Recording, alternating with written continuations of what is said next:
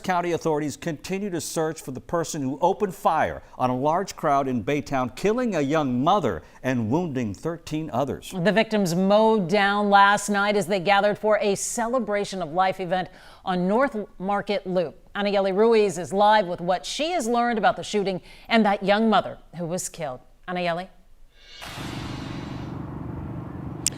Well, hey guys, a lot of the victims we spoke with today came back here to the scene to pick up their belongings, cell phones that they left behind, and even their cars. But a lot of people are just very shocked and in disbelief and trying to make sense of all of this.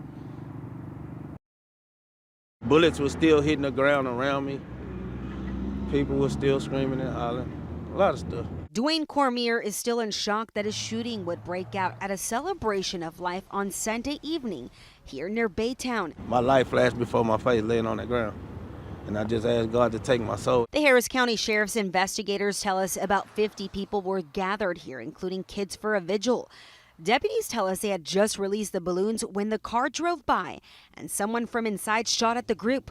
Following the shooting, many of the victims drove themselves to the hospital here in Baytown to be treated. Duane says someone drove him after being shot in the back and he couldn't feel his legs. I said, "Can you drag me out the way?"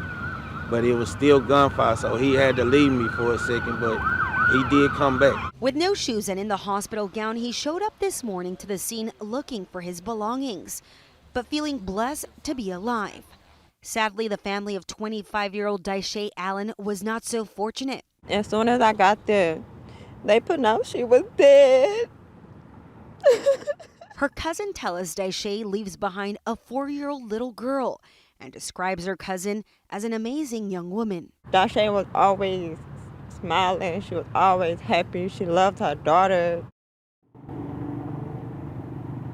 Now, overnight, Harris County Sheriff deputies found a vehicle that might have been related to the shooting. It was found not far from the scene, burned. Investigators are still trying to piece all of that together.